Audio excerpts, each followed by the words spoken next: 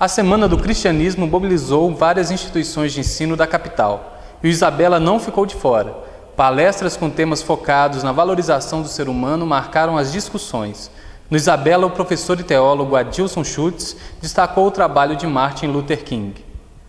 Vamos bater o papo com o professor Adilson Schutz, que é professor no Isabela Hendricks e foi palestrante da Semana do Cristianismo, com o tema Justiça, Cristianismo e Sociedade, no discurso de Martin Luther King.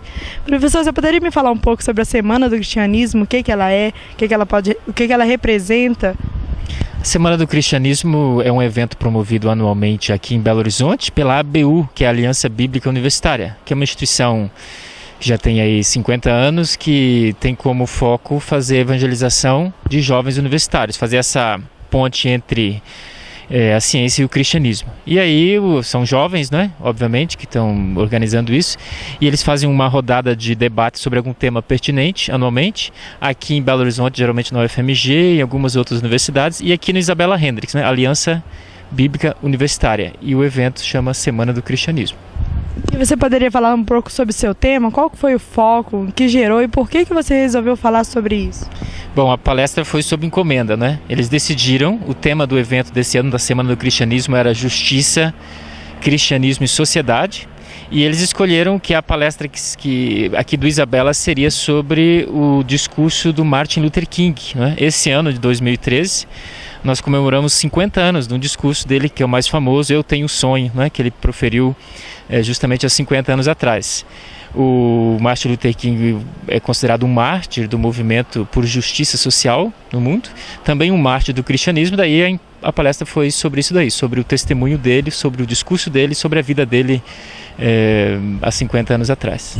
E esse tema, qual que foi a importância dele aqui na sociedade do cristianismo de hoje? O que ele representa? O que você falou que pode se encaixar no que vivemos hoje? Bom, são várias coisas, né? Na minha palestra eu obviamente fiz uma parte biográfica, contei para as pessoas quem é o Martin Luther King, o que ele desenvolveu ao longo da trajetória dele, os principais eventos, e depois tratei, né, de fazer relações disso com o nosso momento social que nós estamos vivendo hoje. Eu acho que na trajetória de Martin Luther King, uma das coisas mais impressionantes, né, obviamente, é a luta contra o racismo, né? O Martin Luther King é considerado o artífice da luta pelos direitos das populações negras e afrodescendentes nos Estados Unidos. Ele teve o privilégio de se tornar pastor de uma cidade, ele era pastor da Igreja Batista, teólogo, doutor em teologia, professor, e quando ele estava pastoreando uma igreja muito pequena na cidade de Montgomery, aconteceu um episódio com uma jovem senhora chamada Rosa Parks, que no ato de desobediência civil se negou a se levantar de um lugar no ônibus que era reservado para brancos, né? A sociedade era altamente segregada no sul dos Estados Unidos, em todos os estados no sul, no sudeste dos Estados Unidos.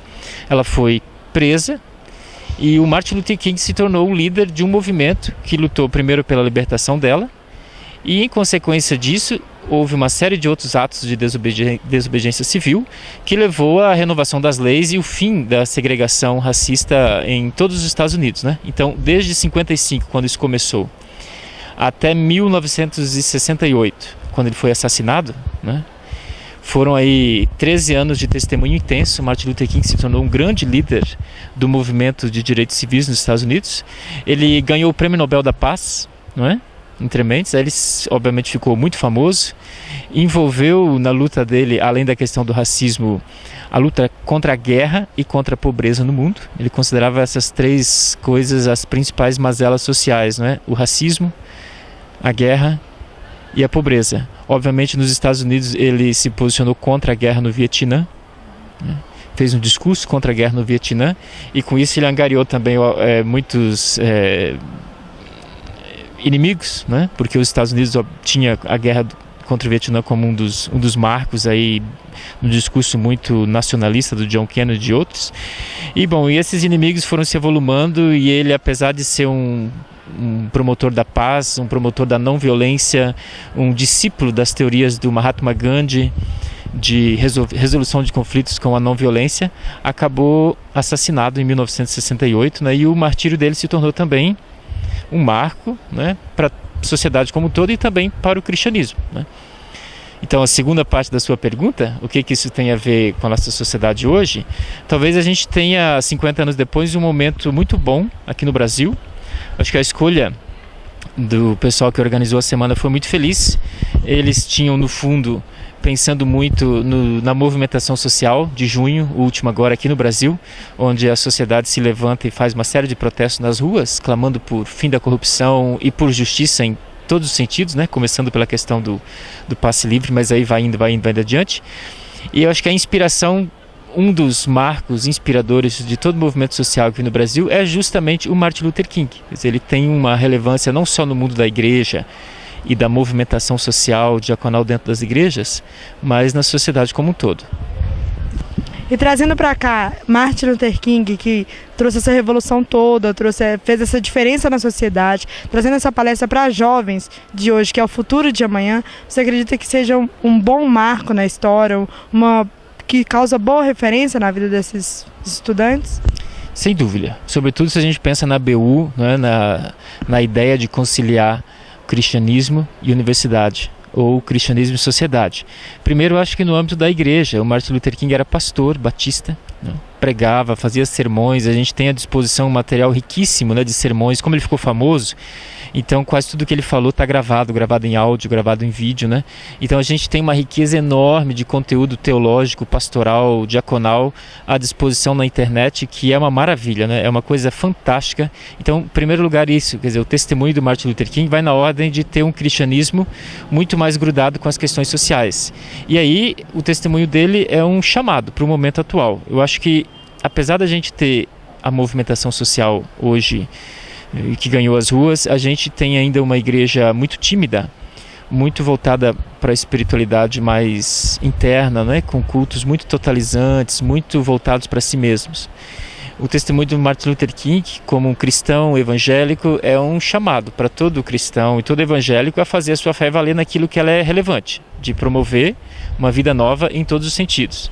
E a segunda coisa, dizer, talvez o Martin Luther King, o testemunho dele foi mais bem aproveitado fora da igreja, né, do que na própria igreja. Acho que dentro da igreja a gente aproveita muito pouco a relevância que o Martin Luther King tem. Mas fora da igreja, ele é muito bem quisto e muito bem aproveitado. Eu acho que o grande legado dele é a luta por justiça social sem violência, né? Ele é um artífice da luta da não violência. Todas as vezes que ele organizou passeatas, manifestações, ele fez de tudo bem fiel. Ele sempre cita os profetas do Antigo Testamento, pela luta pela justiça, cita Jesus Cristo como artífice da paz e da justiça, e o Mahatma Gandhi, né, que também tinha sido assassinado em 1948 na luta pela justiça, pela libertação da Índia e pela paz sem a violência. E o Martin Luther King, ele diz várias vezes que um dos grandes desafios, ao mesmo tempo um dos grandes aprendizados que ele teve na luta entre 55 e 68, quando ele morreu, foi o Gandhi, a luta sem violência. Quer dizer, como é que você faz para libertar as pessoas perdoando? Como é que você faz para mudar a sociedade sem coquetel molotov, sem depredações? Quer dizer, é uma luta constante, é um aprendizado constante. Como é que a gente enfrenta os inimigos sociais, os inimigos políticos, os adversários? Bom, a gente poderia ampliar para o mundo acadêmico sem agir com violência. Então, no âmbito igrejeiro, no âmbito social e na vida particular. Quer dizer, para mim, ele é um ídolo, não é, que eu carrego comigo. E eu acho que todos os jovens, né, como você perguntou para os jovens, que veem no Martin Luther King uma liderança para suas vidas, sem dúvida ganham um ânimo especial para viver. Veem nele uma pessoa assim incrível, um modelo a seguir, que eu sempre dou um testemunho e desejo que todo mundo conheça. E para os alunos que estavam assistindo a palestra, você acredita que teve um bom retorno? Que foi bom? O que você falou serviu para os alunos? Teve um bom feedback? Olha, a gente sempre espera que sim, né? Acho que o momento atual, esse certo levante que nós revivemos agora em 2013, ser marcado justamente 50 anos depois do discurso do Martin Luther King, quando ele diz "eu tive um sonho", é sempre um chamado para que os jovens, não é, que são sonhadores por excelência, para que eles consigam imaginar um mundo no futuro sem violência e com justiça. O Martin Luther King menciona no discurso dele que ele sonha com um dia onde os filhos dele, ele era negro, que os filhos dele Ele diz: descendentes de escravos nos Estados Unidos possam andar juntos, de mãos dadas, com os filhos dos senhores ou dos ex-senhores de escravos, né? O discurso dele foi um marco justamente porque ele conseguiu reverter um desejo de vingança que de vez em quando aparece na gente, né? E acho que nos jovens também. Quer dizer, como é que a gente trata a injustiça que fazem conosco? Bom, eu vou me vingar da pessoa. Então, quando ele diz, olha, nós temos que perdoar, seguindo de novo os profetas, seguindo o discurso de Jesus, seguindo o discurso do Gandhi, ele inventa um novo paradigma, um novo jeito de tratar aquilo que é difícil para nós. Então, imaginar que os filhos dos brancos precisam ser perdoados e libertados, os filhos dos negros precisam ser libertados e perdoados, e eles vão andar juntos, é uma grande coisa, né? Ele começa o discurso dele dizendo que há mais ou menos 100 anos, nos Estados Unidos, né, portanto hoje há mais de 150 anos, tinha acontecido a libertação dos negros. E ele achava que em 1963, quando ele profere o discurso, quem estava precisando ser libertado eram os brancos, ser libertado do racismo, né? E como é que a gente ia fazer isso? Com a não violência. Então ele imagina uma situação de perdão geral, mais ou menos como fez o Mandela também, não é? Na África do Sul, que é um outro seguidor do Gandhi. Ao tentar refazer a África do Sul, ele promove uma grande reconciliação, evita as punições diretas e chama os brancos, né, para um processo de reconciliação depois do regime do apartheid. Então, eu espero que os estudantes tenham na vida dele um exemplo, né? Eu acho que o resultado sempre é muito bom quando as pessoas participam. Só o fato de conhecer um testemunho como esse já dá um ânimo muito grande para viver. E você, para